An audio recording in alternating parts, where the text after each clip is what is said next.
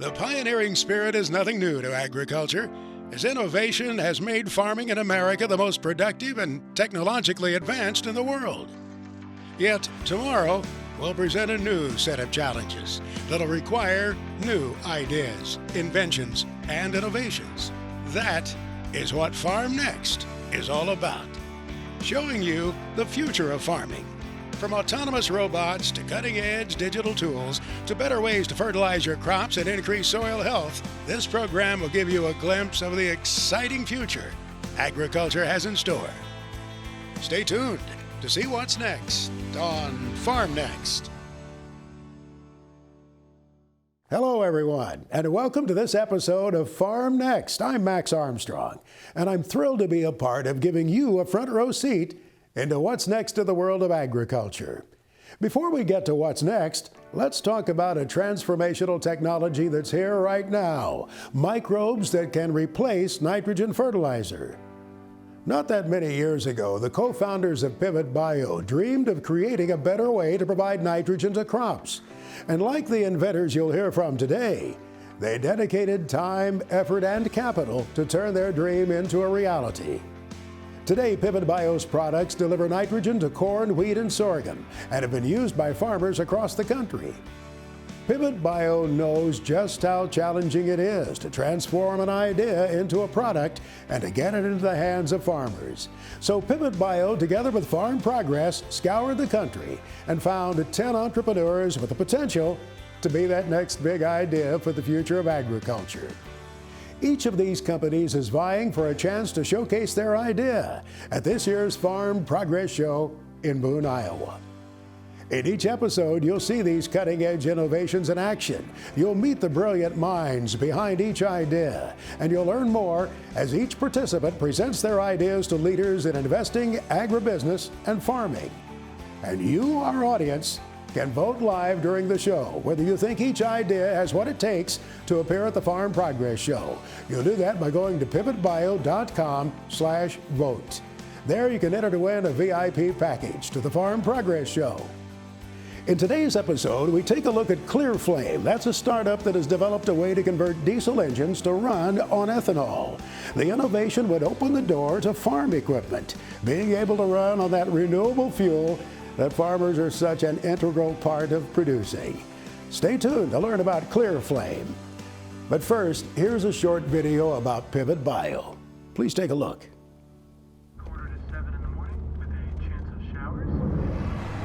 Farmers have always taken care of what they value. Through hard work and resilience, they cultivated bountiful land. As the country grew, great revelations led to a green revolution, one that helped feed the world. Then it happened. Fewer hands worked the land, while more lived off it. Yet farmers took on the challenge. They pivoted, improved, and fed a nation hungry for progress. As Americans dialed up, farmers dialed in. Precision on the farm led to yields once thought impossible. But when it came to nitrogen, it wasn't precise or predictable enough. Not for the farmer, the crop, nor the environment. Today, Pivot Bio provides a better way to deliver a more dependable and productive nitrogen in the field, while giving growers a new tool to take care of what matters most. Farmers deserve a nitrogen worthy of who they are and what their land can provide. And now there is one. It's time to turn to a better nitrogen.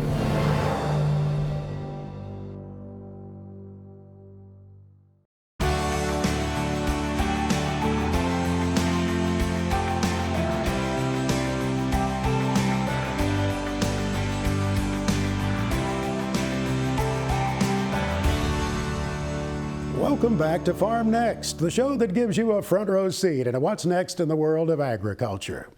In today's episode, we take a look at ClearFlame. That's a startup that has developed a way to convert diesel engines to run on ethanol. But before we meet B.J. Johnson, the CEO of ClearFlame, here's a short video about the company from the field. farmers are critical to the 17 billion gallons of ethanol that we produce in this country every year. Right now, they have no way to use that fuel in the trucks that move their goods around or in the tractors and combines that plant and harvest their crop. With ClearFlame, they can do all of those things with a fuel that they are a critical part of the production chain in. ClearFlame's technology is a set of modifications that can be made to existing diesel engine designs to let them run on 100% plant-based ethanol fuel, straight from the ethanol plant. The heart of the process is a high-temperature combustion system. Basically, we tweak out things like fuel injectors, air handling, and exhaust to make the entire engine operate at an elevated temperature, and you're no longer constrained to use easy-to-ignite fuels like diesel, but you can use something that is traditionally hard to ignite, but also cheaper and cleaner, like ethanol. We really wanted to solve a sustainability problem, and really the fact that there are two sides to the energy problem. There are close to 1 billion people in the world that don't have basic access to electricity, and there are a few things that are more correlated with quality of life than the access to goods that diesel engines provide. So if we're only focused on sustainability, we're only looking at part of the problem. ClearFlame is a way to expand energy access to those that need it or those who can't afford more expensive solutions, but still protect the planet fundamentally from the CO2 emissions that drive climate change. The trucks behind me run on a clean-burning sustainable fuel. That means they have a lower life cycle carbon impact than an EV today running on the national grid and a lower operating cost than diesel fuel. A lot of farmers own trucks that they use to move their goods around or contract out to other people in the off-season. We can take that truck, outfit it with our technology, and allow them to switch their fuel tank from diesel to ethanol. Also, in our partnership with John Deere, they're going to be able to get their farm equipment in the future through those same dealership channels they use today. ClearFlame allows farmers to operate their equipment on the fuel that they're already helping to produce and further contribute to the sustainability of their operations while saving money. There is an independent total cost of ownership study that validates that running on pure ethanol is lower cost than operating on diesel today. So there's incentive both economically as well as for sustainability to adopt a solution like ours. Over the next 5 to 10 years, I hope to see the agriculture community take a leading role in the energy transition. They're well positioned for it and also equipped for that leadership role. The biggest problem that ClearFlame still has is that people don't know this type of solution is possible, that you can run a diesel engine on ethanol fuel, and that it is a technology that is ready to go today. So being on Farm Next is going to allow more of the world to hear our solution, our story, and get excited about what we're ready to bring to market.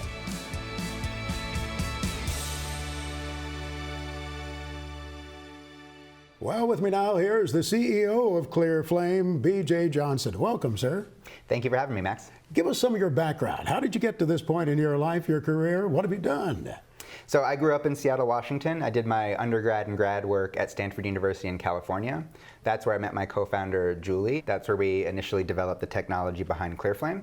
So ClearFlame started originally as my PhD thesis work. We were trying to figure out a way to make a diesel engine cleaner and more efficient. And in doing so, we also realized that we could make it fundamentally fuel agnostic, to not have to rely on petroleum diesel fuel. And that really unlocked the potential to move away from the economic and environmental challenges of diesel to something that's cheaper and fundamentally cleaner, like the ethanol we have in the market today. Was there one of those aha moments, one of those light bulb moments, and you said, oh my goodness, we have something here? I think the aha moment was sort of around that transition to when we really discovered the fuel agnostic nature of this.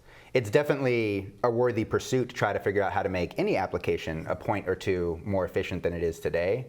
But to fundamentally shift from something that is based on a fuel that comes from oil buried under the ground to something that we can grow sustainably just on the surface of the planet, that was a massive step change in what the sustainability benefits could be here.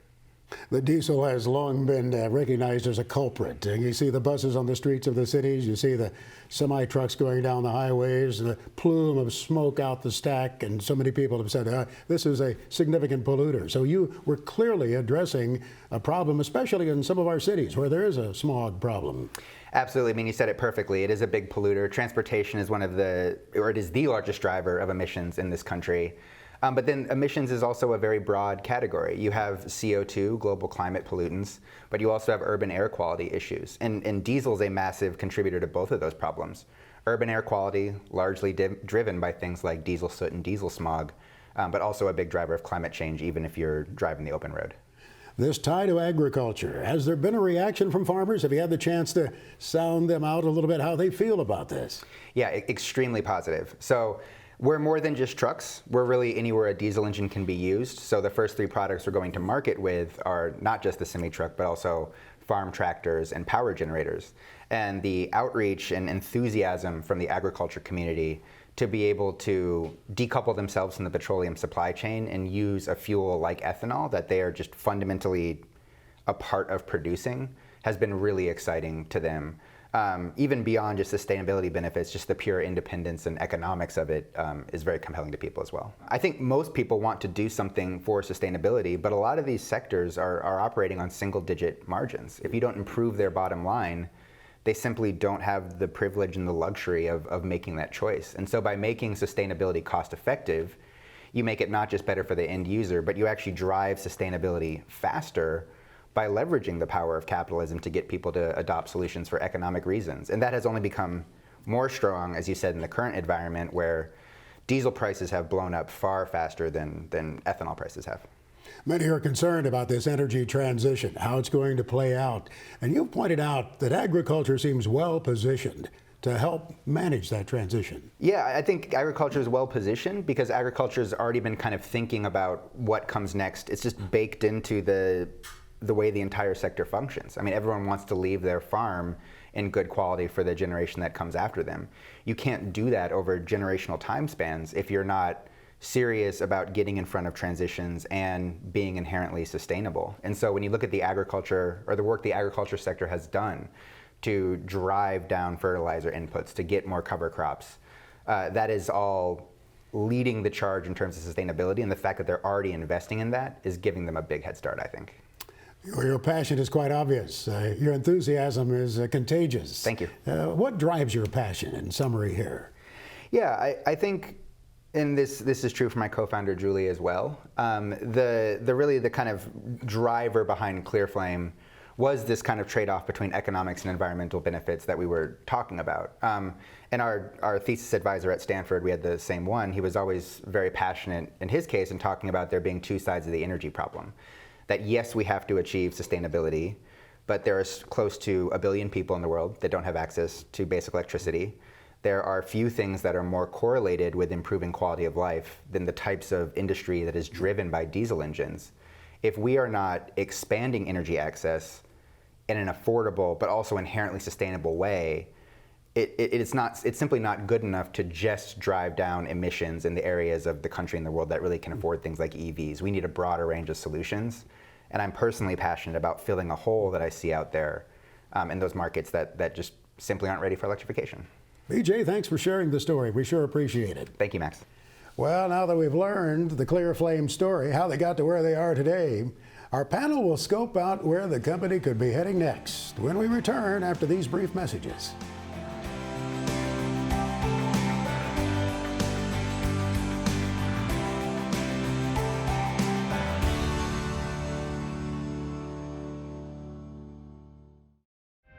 Soil is alive. Soil can breathe.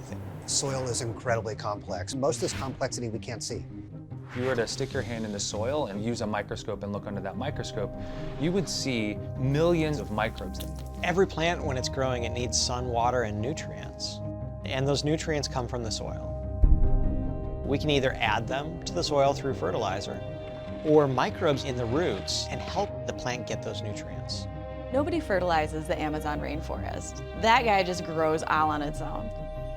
That rainforest is supported by diverse communities of microbes within the soil that interacts with all these different plants. At Pivot, we look to biology for our inspiration, our source of innovation. And we've been able to build products that take us a step in a better direction. Pivot Bio is a nitrogen innovator because it's a new way for us to help farmers fertilize their crops reliably. Pivot Bio has found a new way to deliver nitrogen fertilizers to farmers at scale. And so what we've done is we found microbes that have the natural ability to convert the nitrogen that's in the atmosphere into a form that the plant can use. We are revitalizing this soil component so that these microbes can be used as a product that can help the crops get more nitrogen during the time in which they need it the most. The nice thing about microbes is that they actually make that fertilizer using carbon that comes from photosynthesis instead of fossil fuels. Our products will spoon feed a plant its nitrogen each and every day in a way that's better for the farmer and the entire planet. All of the research that we're doing here is in service to providing a better product to farmers. We have released not one but 2 products for corn. We've also released a product for wheat, and we continue to develop new products for new crops. We are the best company in the world in understanding microbes at the lab level, in the greenhouse level, even in the field. With several years of commercial sales, we have all of this data to really drive the next generations of our future products. Whatever product that we choose to move forward in our pipeline is the one that can provide the most nitrogen back to the crop. Pivot Bio is thinking big. We want to replace all of the synthetic nitrogen fertilizer that goes into agriculture, and we want to do it with our products. And depending on how many crops we can get to, how fast we can launch all of these new products, we could do much, much more than that. We don't want to set our sights on anything shorter than supplying all of the nitrogen that crops require.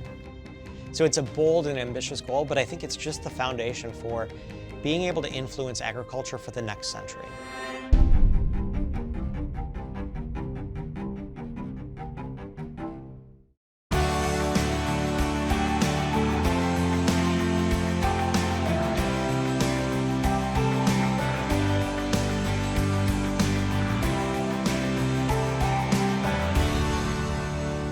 Welcome back to Farm Next. We're now on to the final portion of today's program, our panel examination.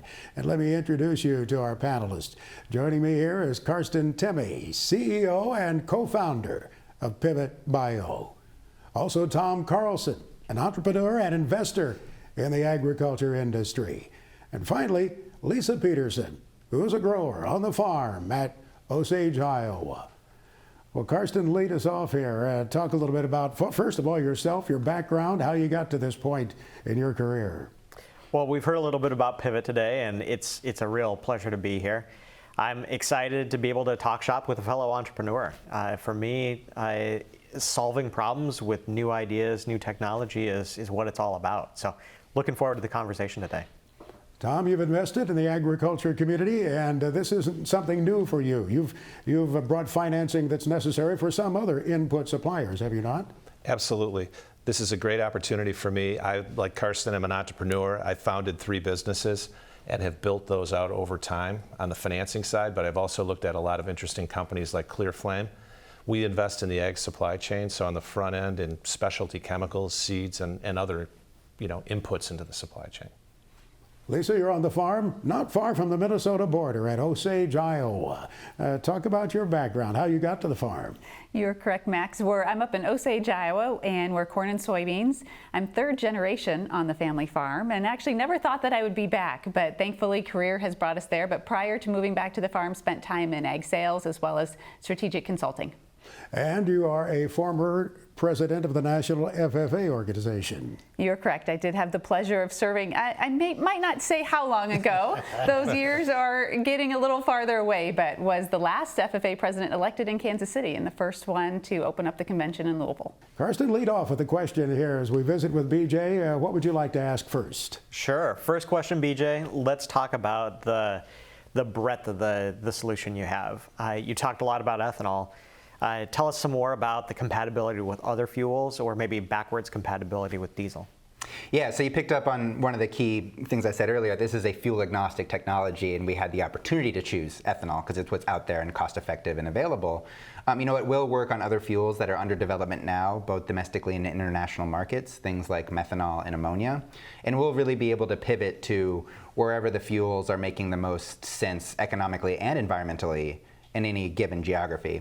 Now, for backwards compatibility with diesel, no, you can't run diesel directly. One of the benefits of using a fuel like ethanol is it burns so clean you don't need a particulate filter on your engine, which is a big maintenance issue. It's better to get rid of that than it is to be able to be backwards compatible with diesel, but you can effectively unretrofit the technology. So if at the end of the life of the asset, you want to sell it off into a diesel market, you always have that opportunity, and people take comfort in that. That modification, how long does it take to modify the engine now? Yeah, it depends on where the engine is at in the kind of development process. The most logical time to integrate ClearFlame is when you're already doing an overhaul or already doing maintenance on the engine. You have the hood off, you're working on it. I think the kind of a day to disassemble, a day to reassemble is really all it takes. Tom, do you have any questions about any reservations or the opportunities here from ClearFlame? I have some questions about the markets. In your introductory piece with Max, you talked about a lot of different marketplaces. You kind of have to set priorities, right? You can't do sort of a one-size-fits-all. So what are your most high priority markets? Yeah, so I mean, a question we get all the time because a startup that can't focus is a kiss of death. I think the key to remember there is that ClearFlame, we are really a decarbonized power company, an engine technology company, more than the piece of equipment that it goes into. So I mentioned trucks and tractors and gensets. The Cummins X15 engine that we've started by modifying, that engine basically gets used identically across all three of those markets. So in order to meet the truck and tractor and genset market, I don't have to distract myself. The engineering team can just produce 3 engines that we then integrate with 3 different partners. Now on agriculture, we are also working with John Deere to do one of their engines rather than a Cummins tractor. But that ability to focus on the right engine lines rather than really being too specific on the end product application, that's where our focus is necessary and where that tough choice happens. Okay, that's helpful. How hard is it to sell these manufacturers on the idea? I mean, if you're a diesel guy, are you a diesel guy and you look at ClearFlame and say, wow, interesting idea, but I'm a diesel guy? Does that work? It's become easier. Okay. The effect you're talking about is absolutely a real one. And it's a testament to the diesel engine and how powerful and efficient it is that it dominates all the applications it does. If you're a diesel guy that thinks they can stay on diesel, then you might have that issue. But right now the diesel guys are thinking, oh man, am I gonna have to figure out how to run an electric vehicle? Mm-hmm. And if ClearFlame comes and offers them, no, just keep being a diesel guy, a diesel engine guy, it's just a different fuel, that becomes a lot better of an incremental sell. The first thing I think about as a farmer too is I want to create more demand for my product, right? So the more ethanol demand, the better. But then I sit and think, looking from my farmstead, I can see 4 ethanol plants from 30 miles of my house. My next question is how's your distribution? How do you plan that? Is it that I need to have on-farm storage? How's that gonna work? Yeah, and this is, you asked about the excitement that the agriculture sector has had, and that's two of the big reasons. One, the increased demand for the product, of course, but also the easy access to the fuel. Really, I would say is you would keep your fuel logistics the way you do today. If you have an on-farm diesel tank, then you'll probably either clean that out or add an on-farm ethanol tank, and that delivery will come from the local plant. If you're refueling with jobbers that come by every once in a while, you can get that ethanol delivery just like you can diesel. So I think the key for the farmer in terms of the ease of adoption is ethanol is produced and stored and distributed in basically all the same places that gasoline and diesel is, so you can get it through all the same routes. Are there any challenges to manufacture all the components? One of the things I hear a lot about on the electrification side of things is it's going to be really hard to get all the rare earth metals needed for batteries and things like that. It is one of the advantages of working within the same diesel supply chain. This goes back to the diesel guy question, which is, yeah, you have to make the components ethanol compliant and not diesel compliant, but that's mostly materials. We know how to do it. If you know how to build a diesel injector today, you'll know how to build an ethanol compliant one. If you know how to maintain a diesel engine today, you'll know how to maintain a ClearFlame engine. So it is one of the big advantages, and I think one of the ways the market is shifting in our favor is what can we do today, now, cost effectively, and the question of the year, with existing supply chains, that's something we get to do really well. Well, as a fellow entrepreneur, what keeps you up at night these days? Besides fundraising, always, I think the answer there is there's a lot of kind of noise in the shifting narrative right now. I feel like that's sort of breaking back in our direction. But what does the energy transition look like? There was a few years ago, people were saying, ClearFlame's not relevant. Everything's going to be an electric vehicle in 5 years. This was 2018 and 2019. Well, here we are in 2022, and people are acknowledging, okay, maybe this is like a 20-year time frame. And so I think that narrative is shifting back in our favor. But this notion that we have to kind of pick one horse and go all in on it, I think that's what scares me. It's risky for any business that is not that horse, and to be blunt, it's risky for the planet because the range of solutions we need is going to be diverse. And if we're not talking that way and investing that way, we're going to have big problems down the line. BJ, what's your timeline look like? In best case scenario, if you could plot your strategy, what does that look like to bring the product to market? So we are starting our pilot demos next month. We've had trucks driving for about 6 months now. We have our first generators up and running. We have the John Deere engine up and running. Those are going to pilot demonstrations starting kind of this summer and running for the next 12 months or so. Commercial deployment, which is based on EPA approval, just a lot of data collection as it should be. That's probably late 2023 when we can actually start selling the thing. Until then, it's about getting the product out there in the hands of customers, generating orders, getting in front of all the logistics and maintenance and everything, and then really kind of scaling up from there. I would love to see, once we start getting 5, 6, 7 years from now, that ClearFlame has started the same type of follower movement around decarbonized liquid fuels that Tesla has done around EVs. And just like one solution cannot solve everything overnight, ClearFlame cannot be the only technology out there that is making these decarbonized fuels work. And I'm hoping people do pick up on that and follow in our footsteps. Panelist, another question? How can a farmer come see it? You said you've worked with John Deere. Where can they see it in action? Yeah, the trucks are easiest. So we have the trucks, driving around the country. We're stationed with fleets. We're trying to coordinate with some of the farm shows that are happening throughout the summer, including Farm Progress. So that's probably the best way to kind of get in touch and see it. Obviously, you can follow our progress on our website and LinkedIn and all that, but actually getting your hands on it, that is one that we're working as we go places for a fleet, making sure we have those kind of community-focused, hey, come see and learn about, in some cases, quite literally, what you've invested in, groups like Iowa Corn, Illinois, Minnesota, Kansas, and be able to literally touch the thing. We're excited about that. Well, I wish we had more time to keep the discussion going.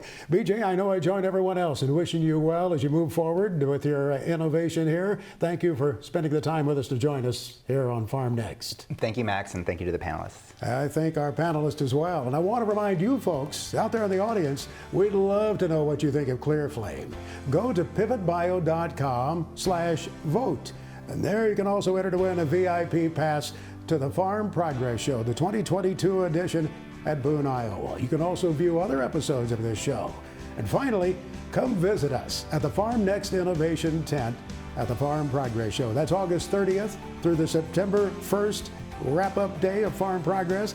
That's always the Tuesday through Thursday before Labor Day, and it's at Boone, Iowa. That's all the time we have today. Join us next time on Farm Next, the show that gives you the front row seat into what's next in the world of agriculture. Farm Next has been brought to you by Pivot Bio. Pivot Bio, the nitrogen that stays put, whether or not. Farm Next is produced by 22 Creative Group in association with REL Productions and has been a presentation of Farm Progress Broadcast. If you'd like more information about Farm Next, please visit pivotbio.com/farmnext.